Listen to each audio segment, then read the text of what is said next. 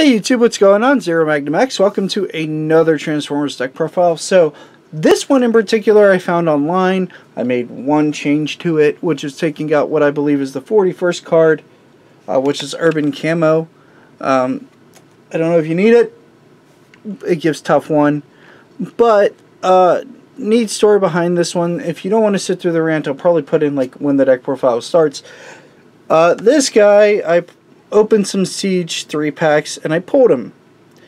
And then I was like, hey, does anybody have a build for him? I couldn't find a build for him.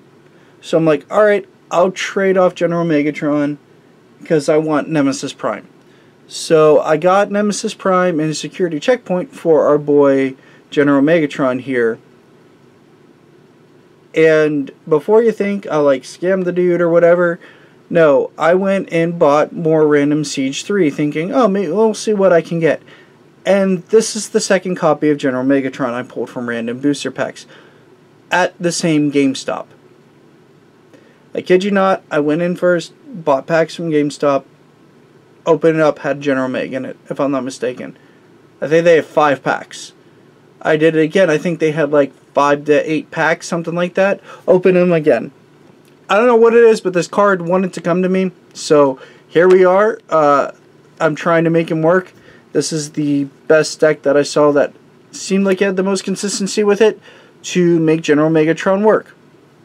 So, because he is the corner piece of this deck, I will start with him. And this is where the deck profile begins, at 145. So, a little bit of a rant. We will zoom in a little bit. Alright. He is a 5 attack, 15 health, 3 defense, 13 stars, so he's hefty in cost. Whenever you flip to this mode, do damage to an enemy equal to the number of weapons you have on the battlefield. So not bad. We can get some chip damage, 2 or 3 damage. On this side, at the start of your turn, if this has 3 or more upgrades, do 1 damage to each enemy. So that spread damage is more what we're looking for.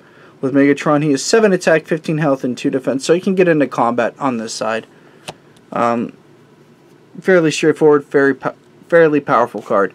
Next up, we have Flame War, 5 stars, 3 attack, 10 health, 1 defense. When you flip to this mode, each of your characters get bold 1 until end of turn. We don't care about that. We care about this. Each of your characters has tough 1, including her. Whenever she's on this side. So you flip to her and you never want to flip back. You just want to keep Flame War on her bot side so you just have more defense flips. And then Raider Aimless, he is infamous right now for being the blue defensive type card that is the same on the opposite side of Linzer. He has tough 3. And then unfortunately on this side he doesn't have tough 3, but when the upgraded character reveals triple blue, you deal 3 damage to the defender. So, and it gives a +3 attack. So it's a virtual like 6 damage. It's really, really good actually for catch-up plays and dealing damage. Now onto the main deck itself. We have 1 Energon-X. It'll be weapons, I believe armor, utilities, and actions. Energon-X is whenever something's damaged, it gets +3 attack and Pierce 2. Not that amazing because we're trying to be defensive as possible, but if they have some sneak damage in, it can be helpful. Okay, now we have Scoundrel's Blaster, which is a little better. +2 attack, we can find it because of the green pip, and if it's attacking an Autobot, Pierce 2. So we're in 2 of that. The next card is Armed Hovercraft. This is the most important weapon in our deck. When you attach it to a ranged character, which 2 of the 3 are, deal 1 damage to their team. Really helpful for wide decks, just to get some spread damage in. Handheld Blaster, same reason I told you in the Soundwave deck, if you watch that, double blue pip. It has bold 1, but we don't really care about that. We're mostly using this to defend. Extra Padding is a card I haven't debuted yet on the channel. Tough 1. Flip one more battle cards when defending, but it has a green pip. Whenever you play this, you may play another extra padding. Up to 3 extra paddings can fit in an armor slot. So altogether, it's tough 3, which is really nice. I wish it also had like a defense icon on the bottom, like tough 1, and that so it'd be 2 defense per. So you can make some really amazing defensive plays, but beggars can't be choosers. Demolisher might actually be like super playable then if we could do that. Alright, reinforced plating, tough 2. Generic good card. And then for the upgrades to round off, 3 Security Council. Whenever the upgraded character defends, draw a card and then plan 1. Then plan 1. You may put 1 card from your hand on top of your deck. So if you like the card, okay, it helps you manipulate your double blue flips a little bit better. I think this is one of the few, if not the only white pip we run. Up next, Security Checkpoint. We can upgrade or scrap upgrades, although if you hadn't noticed, our deck's almost even in both because of Megatron. Not so great for us, but it can be useful. It's mostly there in this deck for the double blue pips. If we have a weird hand that it's good at, cool. If not, eh. Okay, the bigger they are, still running this card in here. You can decide between this and heavy-handed. General Megatron would be good with heavy-handed on some occasions. But we have Aimless, which is 7 stars, and Flame War, which is 5 stars.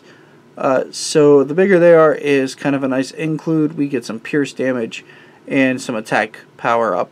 So like Aimless can be like attack 5, pierce 4, which is decent for the turn.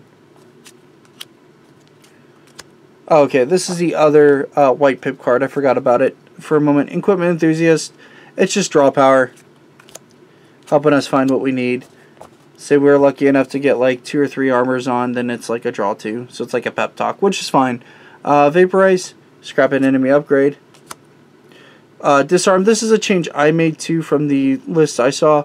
I put a Disarm and a Vaporize in. He had 2 Vaporize. I like Disarm much better because if they're heavy upgrades, you just bounce all their upgrades on the character and then it's blank. They may not see it coming. I like it. And it also can count your characters. That's something I should mention. So you can disarm and like protect your character's upgrades. Like, oh, these are going back to my hand because this is going to die. So kind of a niche thing, but it could happen. Leap into battle. I mean, one of your characters gets +3 attack. We're blue. We need to find ways to deal damage. I believe we run 3 of those. Yeah. Swindled, we are all Decepticons, and we are running upgrades. So, yeah, draw 2, discard 2, and then throw an upgrade down. I forgot about Colorless Leadership, too. Sorry, this deck actually has a fair amount of white pips, but that's okay.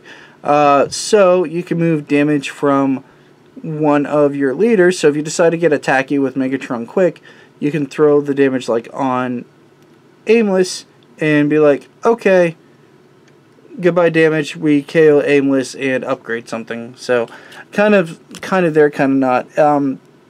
This is the card I'm most iffy on in the deck. Battlefield Report. This card's great. I mentioned what it did in the Shockwave deck, so please go and check that out if you haven't. And then a pair of Marksmanship. Still one of my least favorite cards in the deck, but it's there for that burn 2 sometimes. Hey, your bot has 2 life left. Burn it for 2. Look, it's dead.